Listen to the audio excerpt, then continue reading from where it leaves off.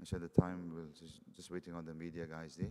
Just ask the brothers to move to the front, inshallah, before the masjid get full. Can you just ask the brothers to move to the front, inshallah? But to the front, close the gaps first, inshallah. Fadal, sir. I see our head boy is here. Hamza, you're going to do the introduction?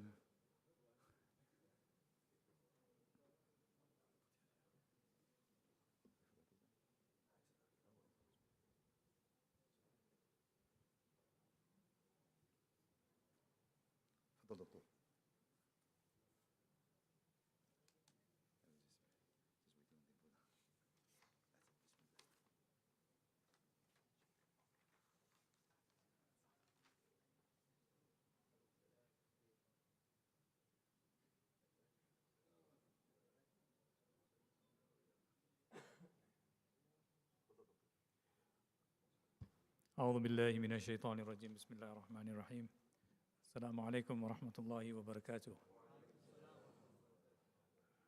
Fortunately, I'm not the speaker today, but I have the honor and the pleasure to welcome our guest for today's Jumu'ah talk. And our guest is Professor Muhannad Ayyash, who hails from Canada, and he's a professor of sociology at the Mount Royal University in Alberta, Canada. Muhannad's areas of interest are decoloniality, post-colonialism, political violence, sovereignty, anti-Palestinian racism, and about Palestinian social movements. Muhannad is the author of two books. One is The Hermeneutics of Violence, which was published in 2019, and a more recent book called Lordship and Liberation in Palestine, Israel. In addition, he's published many academic articles, book chapters, and he has co-edited two books. And he regularly writes for Al Jazeera, the Bafla, Middle East Eye, and Mondoweiss, amongst other publications. Muhannad was born in Silwan, and Silwan's a beautiful village in Jerusalem. I had the great fortune when I went to Palestine in 1993 that I lived with a family in Silwan, and it's got this most beautiful and imposing view of the Masjid of the Aqsa compound. And Silwan is currently under huge pressure by the settlers because they want to claim Silwan because of its proximity to Al-Aqsa. So Muhannad was born in Silwan before emigrating to Canada. He is in South Africa for a few weeks or a few months at the Center for Humanities Research at the University of Western Cape. It gives me great pleasure to welcome Muhannad to speak to us today. Assalamu alaikum wa rahmatullahi wa barakatuh. It's an absolute honor and a privilege to be speaking here today with you. I appreciate the very kind invitation and your time to listen to me talk a little bit about Palestine and the ongoing Nakba in Palestine. I was born and raised in Silwan, Al-Quds. I was 14 years old when my family left Silwan and we moved to Canada, where my family still is today, and I work there today. I was 14 years old at the time, like I said, back in 1993 when we left. And unfortunately, things have continuously gotten worse for the Palestinian people. And I'm speaking to you here today at a time that is extremely difficult for the Palestinian people. As you're seeing on your screens, as you're hearing in the news, reading in the news, maybe even hearing from Palestinians who are here as well, this moment of genocide of the Palestinian people is a very difficult time. But like we have resisted and insisted on our right to the land for over 100 years now, we will continue to insist on our right to the land, all of it, for 100 years more if we have to. I see a lot of young people here today, so I want to do a bit of a history talk and take you into this present moment. to ensure that this young generation as well knows all about the Palestinian story. Because the Palestinian story is always facing the threat of being erased. That's what the Israeli state wants to do. That's what the American empire wants to do. They want to erase Palestine from the map. They want to eliminate the Palestinian story. And we won't let them do that. So we're going to keep telling our story and sharing it with the world. The reason why Palestinians talk about the ongoing Nakba, Nakba is the Arabic word for catastrophe, referring to 1948, is because the expulsion of the Palestinians from their land has not stopped for over 100 years. Our story is one that starts with our life on the land for generations upon generations. Prior to the arrival of the Zionist movement in the late 19th century, really it takes off in the early parts of the 20th century, Palestinians have called this land their home for generations. And Palestinian Muslims, Palestinian Christians, and Palestinian Jews live together. No, it wasn't perfect. Nothing is perfect. But everything was much better than it became under Zionist rule. We all got along fairly well. So this is not a religious issue at its core. It's a colonial issue. The Palestinians that lived on the land under Ottoman rule, for example, for over about 400 years or so, the overwhelming majority of them, about 80% of the population, was what we call fallahin. You know, in English they use the word peasant to describe that. But it was more than peasants. It was people who lived on the land, cultivated the land, called the land their home for generations, took care of the land as the land took care of them. And this all started to change in the early parts of the 20th century when the British Empire came into the picture. And the British Empire had gotten rid of the Ottoman Empire and promised the Palestinians their rights, their sovereignty, their own state on the land, but they were not serious about that. What they really wanted to do was create a Zionist entity on the land, made up of largely European Jews, in order for them to create a Jewish state that would be helping the British Empire advance its colonial and imperial interests in the region. That's why the British Empire supported the creation of the Zionist entity, what became Israel in 1948. It's because they saw it as an imperial outpost for them in the region. They don't care, the British Empire, like the American Empire today, they don't care about the people of the region. They just want to exploit it. They want to steal its resources. They want its trade routes. They want access to markets. They want to create power and wealth for themselves. That's the only thing that these European and American empires have ever stood for, is generation of power and wealth for themselves at the expense of the local inhabitants. That's why they supported the creation of Israel. That's why the American empire still supports the Israeli state as we see today. The American empire is as guilty of this genocide as is Israel at the moment. In 1948, Zionist forces expelled approximately 800,000 Palestinians from their lands and homes. That's about 55% of the total Palestinian population in the land of Palestine. By the end of the war, 78% of what was Palestine became Israel. So Palestinians were forced to now move and live on just 22% of their lands in the West Bank and Gaza. So that is the Nakba. That is the catastrophe that Palestinians talk about, the moment where they were expelled en masse from their homes and lands and never allowed to return again. Today, millions of Palestinians are the descendants of those refugees from 1948. And I would like to remind you all that the United Nations General Assembly has recognized back in 1974 the right of all Palestinians to return to all their lands, including those Palestinians that were expelled in 1948. And Palestinians have not given up their inalienable right to return to their lands and homes. That right stands until today. In 1967, the Israeli state invades the last 22% of Palestine and begins its permanent occupation of those lands.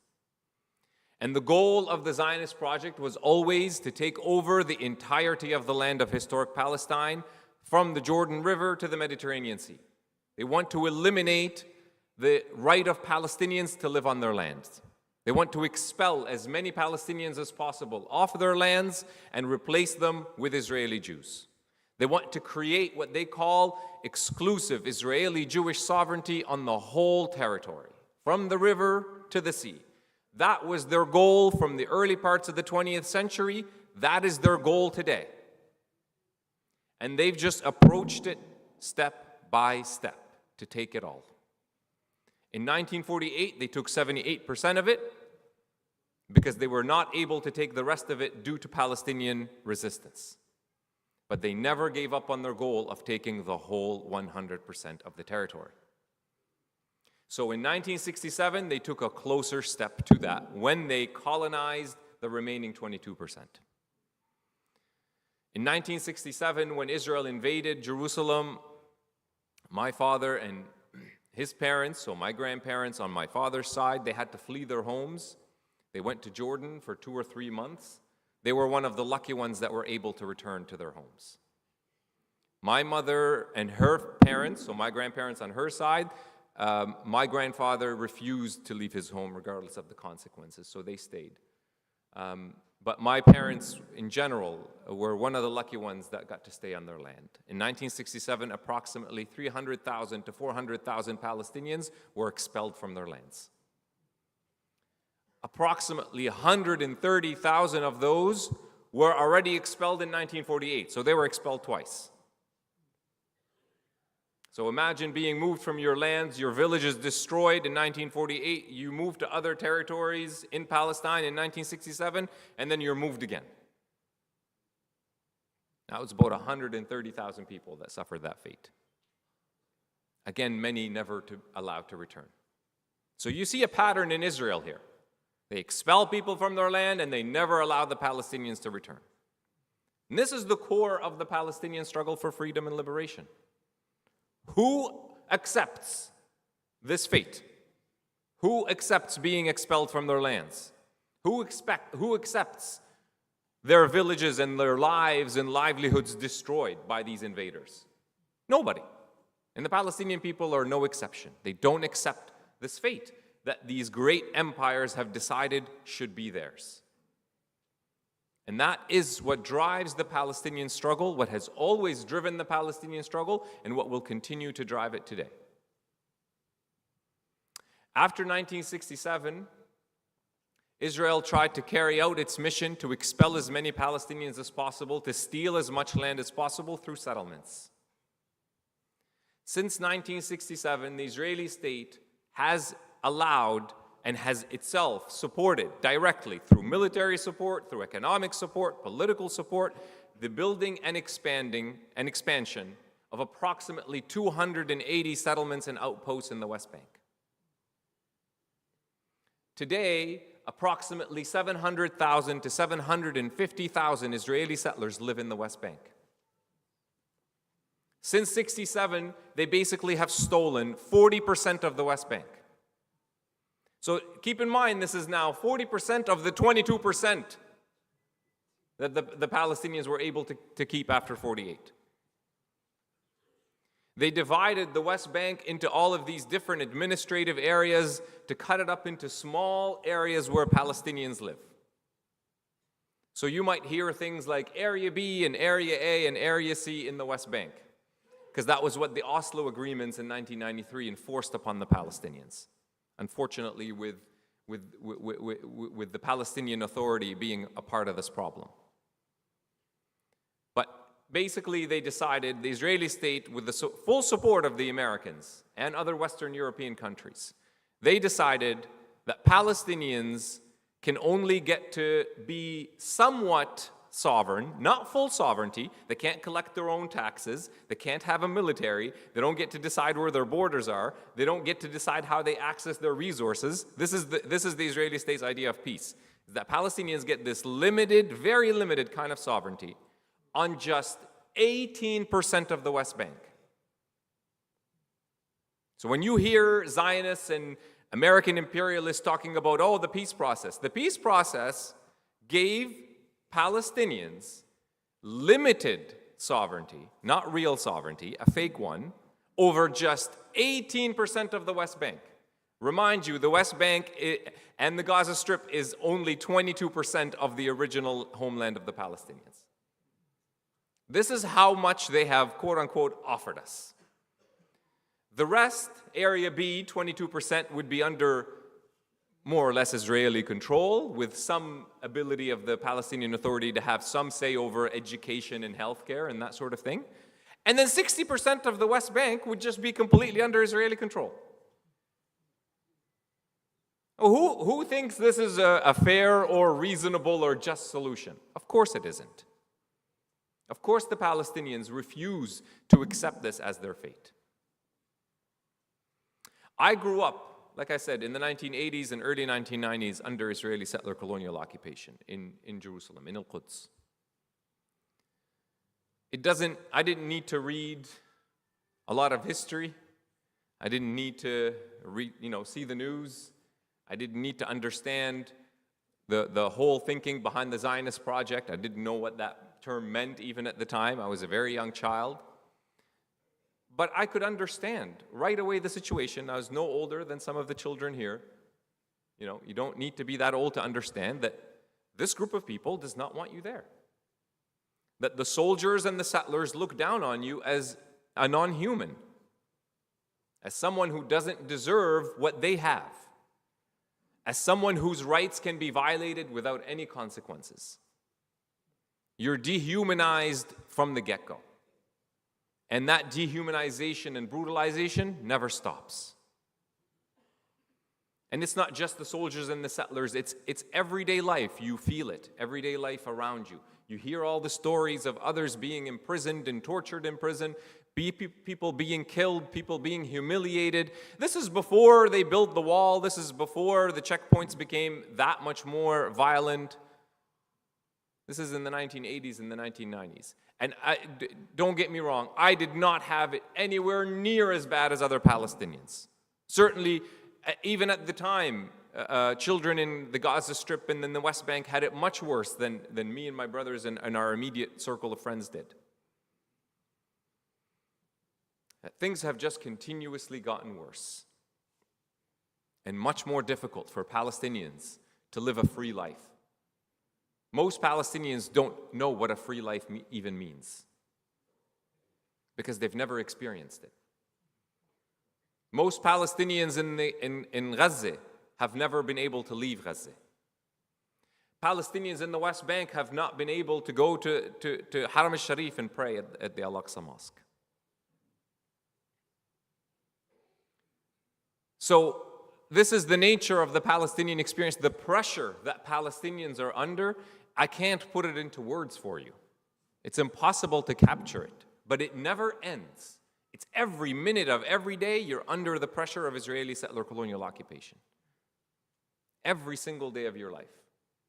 The first time I felt it was when I left at 14. And I got a taste of what it might be like to be free in a place like Canada, although it's not a real full freedom as we would later discover, but it felt very different to walk to school. You just walk in school and not worry about soldiers and settlers. That was a whole big experience for me and my brother, just to walk to school without worrying about being shot at or taken into the back of a Jeep and beat up or anything like that. And again, my experience is nothing compared to some of the experiences of Palestinians we'll share with you. From the West Bank, from Gaza, and from Jerusalem as well. And, the Palestinian people have tried everything in their resistance, in their right to the land. Nothing is new about this story, like I said. One of the most, I think, remarkable stories of people coming together and resisting these colonial and imperial violence and powers goes back to the 1930s. From 1936 to 1939, the Palestinian people carried out a people's struggle that should be celebrated and should be taught in all histories, in all history books, no matter where you are. And I can't go through all the details here, but I mean, this was a popular uprising where people, everybody across all Palestinian societies engaged in mass civil disobedience. They all engaged in general strikes, in labor strikes, in putting pressure on British imperialism and Zionist settler colonialism. Because already in the 1930s, Palestinians were being expelled slowly at that time from their lands by Zionist organizations. And they could already see the writing on the wall of what the Zionist ideology and project was all about. So Palestinians have been resisting for over 100 years against these structures. And they continue to do that today. And we've tried everything. We've tried armed resistance, we've tried unarmed resistance, we've tried, political lobbying, we've tried diplomacy, we tried the legal route, we tried boycotts, we tried strikes, we've tried everything. And sure, you can look at the list of Palestinian losses, regardless of, even though we do resist, there's a long list of Palestinian losses, and yes, that can maybe make you a little bit feel some despair, feel some frustration. But I think what is more important is that the Palestinian people have remained on the land. That resistance has not been for nothing. We are up against powers that are quite substantial. The US empire is very strong. The Israeli settler colonial state is very strong. And even though we don't have a state, we don't have an army, we don't have much economic power, we're still there. And the world still knows our story. Despite the massive propaganda machine that is trying to erase us from history, people know about the Palestinian people. You know about the Palestinian people.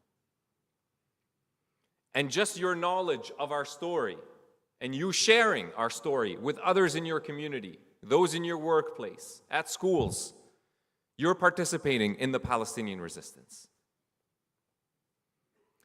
Don't ever forget that our struggle is a global struggle.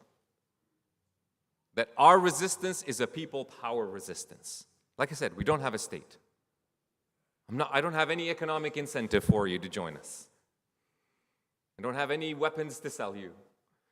I have no legal abilities, not just me, but Palestinians in general. We don't have the things that people usually, sell to others in order to gain their support. But we have two things. We have truth and we have justice. And that is all you need. To stand on the side of truth and justice is worth all the money in the world. It's worth all of the awards and recognitions and statuses that you're going to, experience in your life. It's where meaning for life really lies. It's truth and justice. And that's the beauty of joining the Palestinian struggle. You don't have to twist your language in 1,000 ways like the Zionists do. You don't have to play the rhetorical gymnastics, I call it, that they have to play to make their story add up and justify their brutal violences. You just have to speak the truth. And there's freedom in that. There's justice in that. There's righteousness in that. And our cause is a just cause. Always know that. And a just cause is always worth the fight. So we reach out as people to other people. To, again, tell our stories and more important, or just as importantly, to participate in an effort for global BDS, the boycott, divestment, and sanction of the Israeli state. We need you to do that. We really do. We can't do it alone. We need other people to join us and place pressure on the Israeli state. This genocide that is happening right now, its brutality is beyond any human ability to understand fully. The stories are too much. I can't even, I can't explain them. Nobody can. But this is not the first time that Palestinians have faced this kind of genocidal attack. 1948 was one. How did you think Israel came into being? through this kind of violence. And this is the scary part. It won't be the last genocide unless we stop this madness. You have to understand that this genocide is part of this larger Israeli project to cleanse the land of Palestinians as they see it. So how do you stop a genocidal machine? Well, there's only two paths. It's either war or economic and political isolation. I choose the path of economic and political isolation. It will work better. It is faster as well. The economic and political isolation of the Israeli state will stop it in its tracks. I promise you it will. And we need people to make that a reality. We need people to activate themselves on that road at all times. So what does that mean? It means, first and foremost, of course, don't buy Israeli products. Anything that has any association with Israeli companies or companies in the US or elsewhere that are doing business with Israel, boycott them. Don't buy their goods. It also means encouraging your institutions to cut their ties with Israeli institutions. Whether it's universities, companies, businesses, schools, cultural institutions, whatever it is, put pressure on them to cut ties with the Israeli state. And it means putting pressure on your state, your government, to cut ties diplomatically and economically with the Israeli state. And that includes countries like South Africa. I, like many Palestinians, are extremely grateful for the South African government for the genocide case that they have taken to the International Court of Justice. That was a very important step. It continues to be a very important step. I can tell you it was a very emotional moment for me and many other Palestinians listening to the South African case being made at the International Court of Justice.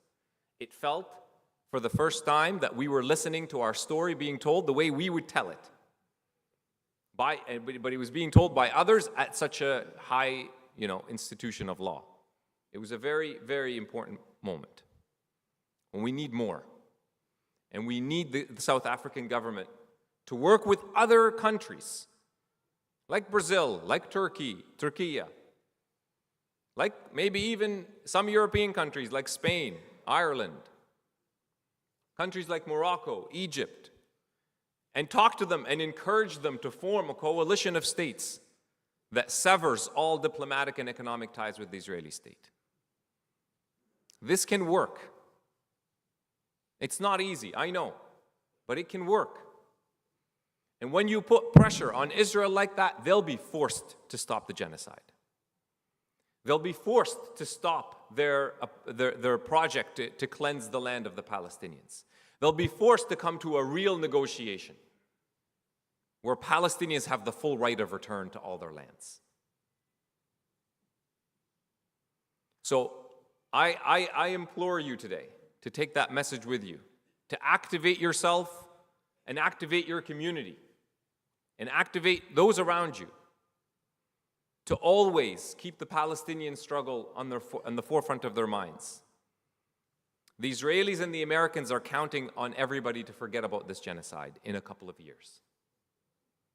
They do think that they can weather this PR storm in a couple of years and move on. It's on you to not let them succeed in that. And of course, others around us. It's on the people to make sure that that doesn't happen, that nobody forgets what this genocide has taught us about what Israel actually is, what the American empire actually is. The Palestinian cause for liberation is also your cause for freedom and liberation. The reason why the American empire supports Israel so much is because they see it as that imperial outpost that supports the exploitation and robbing of millions of Arabs and Muslims. If we put an end to Israeli settler colonialism, we've put an end to American imperialism in the region. At least we would have started that. We would start to put an end to this world of imperialism that has ravaged so many people around the world. If that's not worth fighting for, I don't know what is. So with those thoughts, I think my time is almost up. I ask you to keep especially the people of Gaza in your prayers, in your thoughts.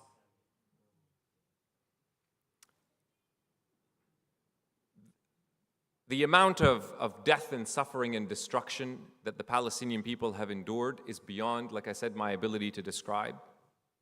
We cannot let it go in vain. We just simply cannot let it go in vain.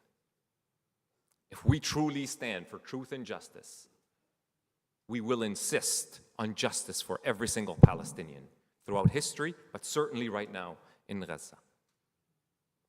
Thank you. Assalamu alaikum.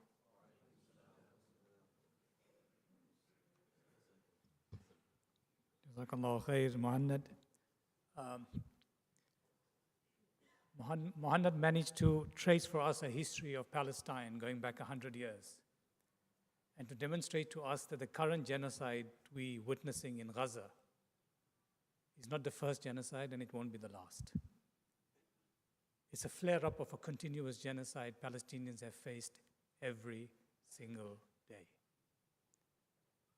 And it behoves us to take up the struggle for Palestine as we took up a struggle against apartheid in this country. And just to emphasize Muhannad's point, there's one route, and it's boycott, divestment, and sanctions. And for us to educate ourselves about the history of Palestine so that we never forget, our children never forget, and our children's children will never forget, that Palestine would remain alive in our lives forever until Palestine is free. I thank Muhannad for his time and for blessing us with his presence today.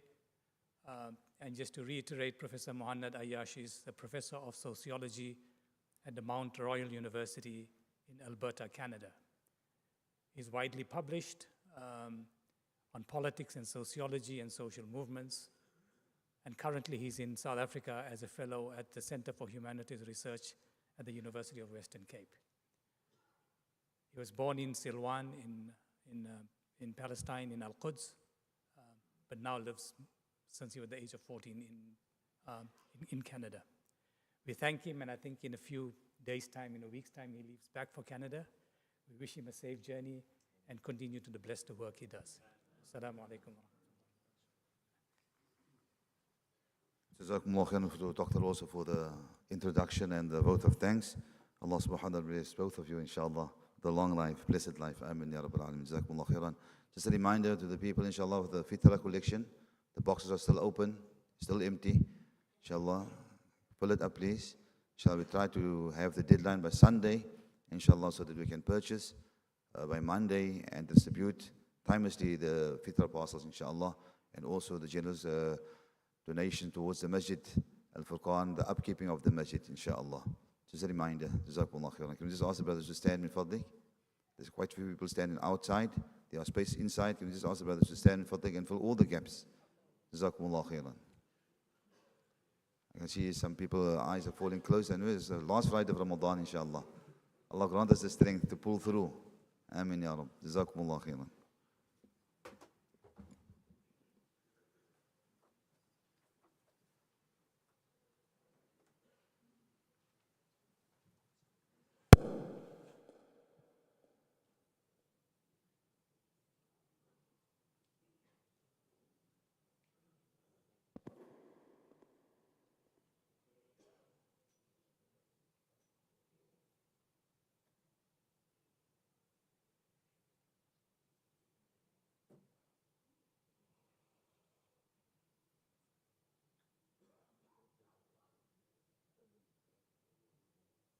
الله أكبر الله أكبر الله أكبر الله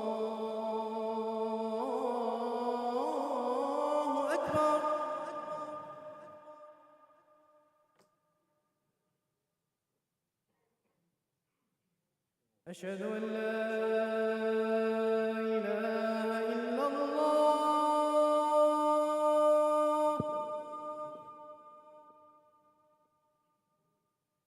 أشهد أن لا إله إلا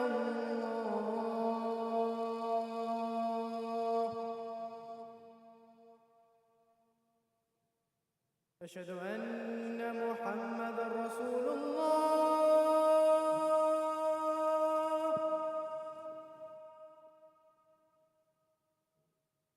أشهد أن محمدا رسول الله حي على الصلاة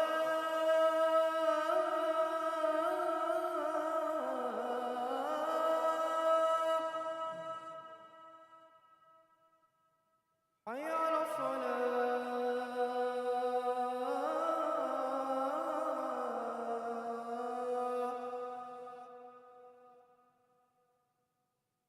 حي على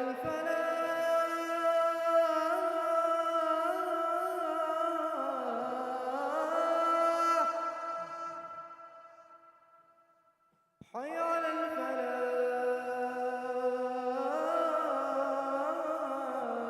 الفلاح الله أكبر الله أكبر لا إله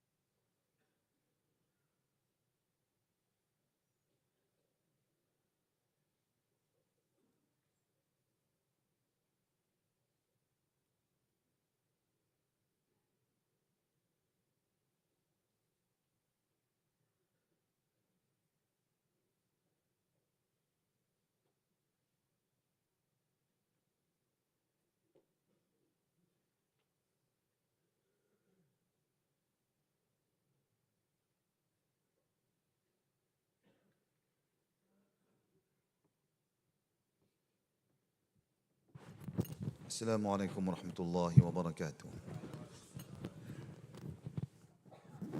الله أكبر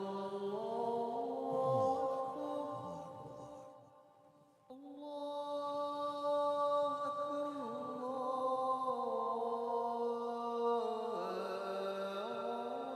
أكبر أشهد أن لا إله إلا الله أشهد أن لا إله إلا الله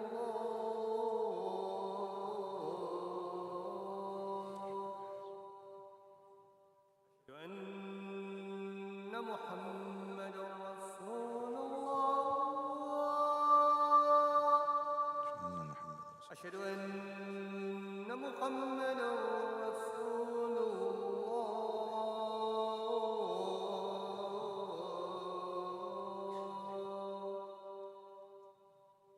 حي على الصلاة لا حول.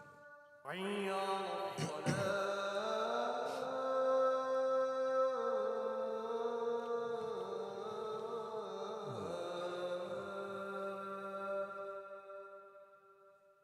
حي على الفلاح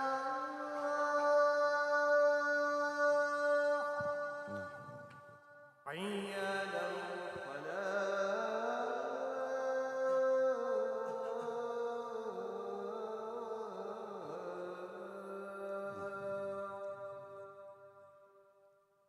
الله أكبر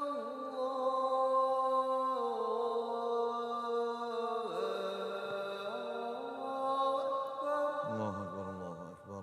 لا إله إلا الله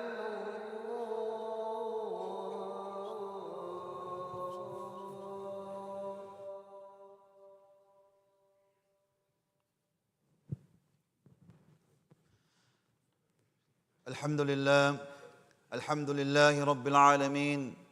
الحمد لله الذي رفع سماء بغير عمد وبسط الأرض وأرسى فيها الجبال وأجرى فيها الأنهار وقدر فيها أقواتها. وأشهد أن لا إله إلا الله وحده لا شريك له، هو الأول والآخر والظاهر والباطن، وهو على كل شيء قدير. وأشهد أن سيدنا ونبينا وحبيبنا محمد عبد الله ورسوله وصفيه من خلقه وحبيبه.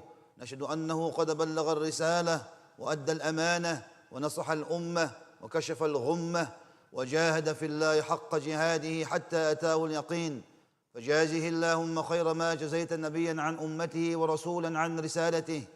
وارض اللهم عن صحابته الطيبين الطاهرين وأنا معهم إلى يوم الدين. وبعد عباد الله تعالى، أوصيكم ونفسي بتقوى الله سبحانه وتبارك وتعالى. قال تعالى: يا أيها الذين آمنوا اتقوا الله ولتنظر نفس ما قدمت لغد واتقوا الله إن الله خبير بما تعملون. أيها المسلمون، إن الله تعالى خلق هذا كونه كله لغاية واحدة، ألا وهي عبادة الله تعالى، حيث قال: وما خلقت الجن والإنس إلا ليعبدون ما أريد منهم من رزق وما أريد أن يطعمون إن الله هو الرزاق ذو القوة المتين. وقال تعالى: بسم الله الرحمن الرحيم: سبحان الذي أسرى بعبده ليلا من المسجد الحرام إلى المسجد الأقصى الذي باركنا حوله لنريه من آياتنا إنه هو السميع البصير. صدق الله مولانا العظيم. بارك الله لي ولكم في القرآن العظيم وهداني وإياكم إلى الطريق المستقيم. يقول رسول الله صلى الله عليه وسلم: التائب من الذنب كمن لا ذنب له، والتائب حبيب الرحمن، فتوبوا إلى الله واستغفروه إنه هو الغفور الرحيم.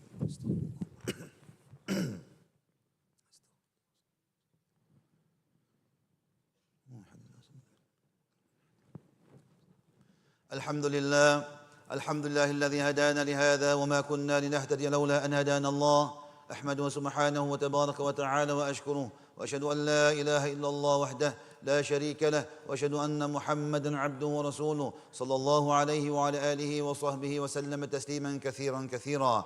أما بعد، فيا عباد الله، اتقوا الله سبحانه وتبارك وتعالى. قال تعالى: يا أيها الذين آمنوا اتقوا الله حق تقاته ولا تموتن إلا وأنتم مسلمون، واعتصموا بحبل الله جميعا ولا تفرقوا. فيا عباد الله، صلوا على رسول الهدي محمد خير خلق الله، فقد أمرتم بذلك في كتاب الله. قال تعالى: إن الله وملائكته يصلون على النبي يا أيها الذين آمنوا صلوا عليه وسلموا تسليما. قال النبي صلى الله عليه وسلم: من صلى علي مرة واحدة صلى الله عليه بها عشرة. اللهم صل على سيدنا محمد وعلى آل سيدنا محمد كما صليت على سيدنا إبراهيم وعلى آل سيدنا إبراهيم، وبارك على سيدنا محمد وعلى آل سيدنا محمد كما باركت على سيدنا إبراهيم وعلى آل سيدنا إبراهيم في العالمين إنك حميد مجيد. وارض اللهم عن خلفائه الأربعة أبي بكر وعمر وعثمان وعلي، وعن الصحابة والتابعين ومن تبعهم بإحسان إلى يوم الدين. اللهم أعز الإسلام وانصر المسلمين، اللهم أعز الإسلام وانصر المسلمين، اللهم أعز الإسلام وانصر المسلمين. اللهم ألف بين قلوب المسلمين ووحد صفوفهم وأصلح قادتهم واجمع كلمتهم على الحق يا مولانا يا رب العالمين.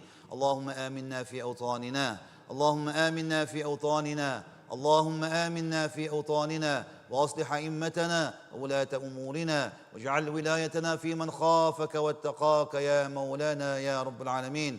اللهم ارزقنا صلاة في المسجد الأقصى، اللهم ارزقنا صلاة في المسجد الأقصى، اللهم ارزقنا صلاة في المسجد الأقصى قبل الممات يا مولانا يا رب العالمين. ربنا آتنا في الدنيا حسنة وفي الآخرة حسنة وقنا عذاب النار، وادخلنا الجنة مع الأبرار يا عزيز يا غفار يا مولانا يا رب العالمين. اللهم اجعلنا يا الله من عتقاء شهر رمضان، اللهم اجعلنا يا الله من عتقاء شهر رمضان، اللهم اجعلنا يا الله من عتقاء شهر رمضان برحمتك يا عزيز يا غفار يا ستار يا مولانا يا رب العالمين. اللهم انصر المجاهدين والمسلمين والمستضعفين والمظلومين في غزة وفي فلسطين وفي كل مكان. اللهم حرر المسجد الأقصى، اللهم حرر المسجد الأقصى، اللهم حرر المسجد الأقصى يا عزيز يا غفار يا مولانا يا رب العالمين. عباد الله، إن الله يأمر بالعدل والإحسان وإيتاء ذي القربى وينهى عن الفحشاء والمنكر والبغي يعظكم لعلكم تذكرون. فاذكروا الله العظيم يذكركم، واشكروه على نعمه يزدكم، واسألوه من فضله يعطكم، ولذكر الله أكبر والله يعلم ما تصنعون. قوموا إلى صلاتكم يرحمنا ويرحمكم الله.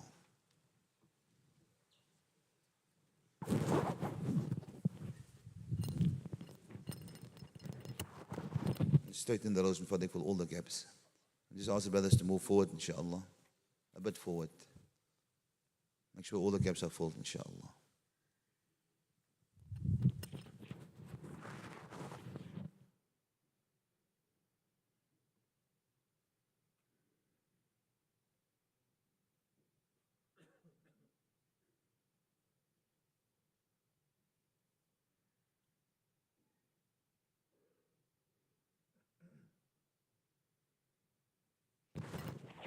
Your right hand side corner, brothers. The right hand side corner.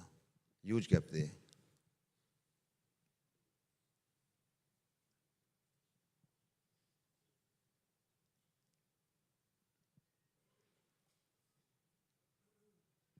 And the left hand side, brothers. The left hand side as well. Huge gap there. It's not advisable to delay the time between the khutbah and the salah, brothers. Therefore, we ask the brothers to move before the adhan goes. قم الصلاة. الله أكبر الله أكبر أشهد أن لا إله إلا الله أشهد أن محمدا رسول الله حي على الصلاة حي على الفلاح لا حول ولا قوة إلا بالله. قد قامت الصلاة قد قامت الصلاة قام الله دائما ما الله دامت أكبر الصلاة. الله أكبر لا إله إلا الله حقا وصدقا ويقينا لا إله إلا الله. أن محمد رسول الله صلى الله عليه وسلم. استقيموا واستووا. الله أكبر.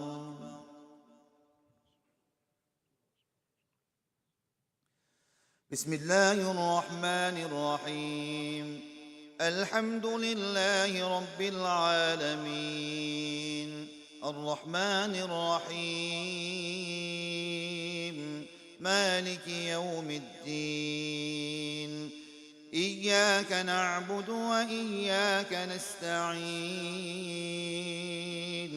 اهدنا الصراط المستقيم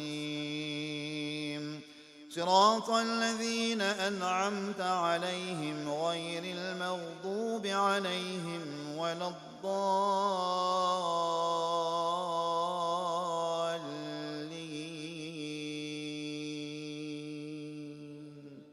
آمين.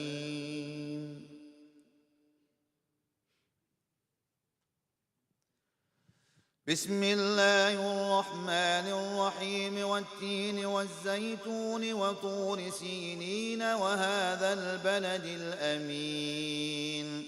لقد خلقنا الإنسان في أحسن تقويم ثم رددناه أسفل سافلين إلا الذين آمنوا وعملوا الصالحات فلهم أجر غير ممنون. فما يكذبك بعد بالدين. أليس الله بأحكم الحاكمين. الله أكبر.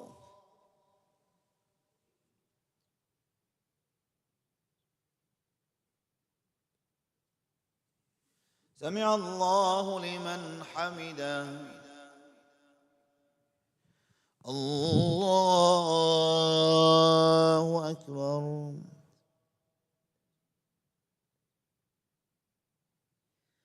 الله أكبر. الله أكبر.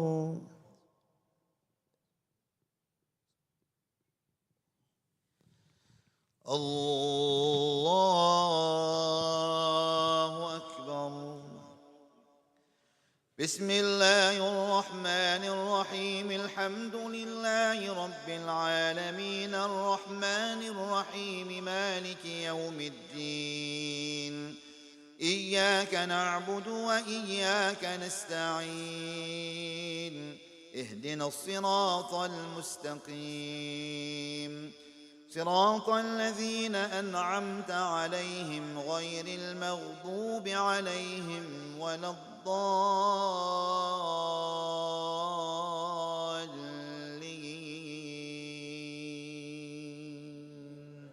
آمين.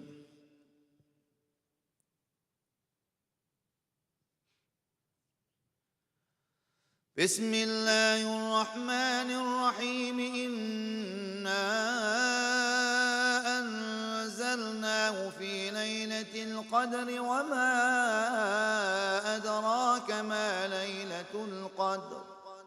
ليلة القدر خير من 1000 شهر. تنزل الملائكة والروح فيها بإذن ربهم من كل أمر سلام. هي حتى مطلع الفجر. الله أكبر.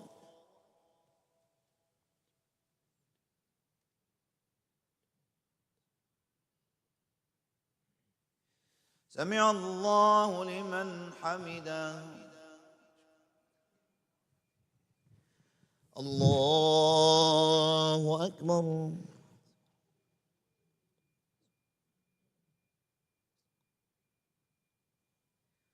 الله أكبر. الله أكبر.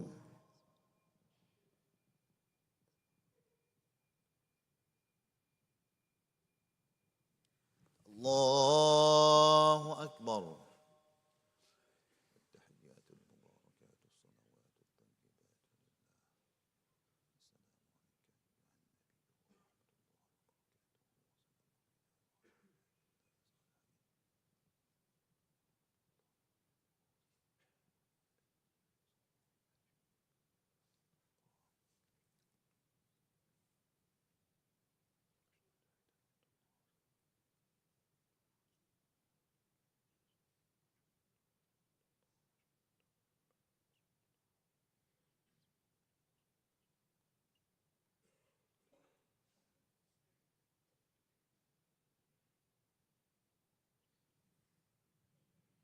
السلام عليكم ورحمة الله. السلام عليكم ورحمة الله. استغفر الله العظيم، استغفر الله العظيم، استغفر الله العظيم التواب الرحيم الذي لا إله إلا هو الحي القيوم ونتوب إليه ونسألك يا رب التوبة والمغفرة والهداية لنا إنك أنت التواب الرحيم. اللهم صل على سيدنا محمد النبي الأمي وعلى آل سيدنا محمد وأصحابه وبارك وسلم.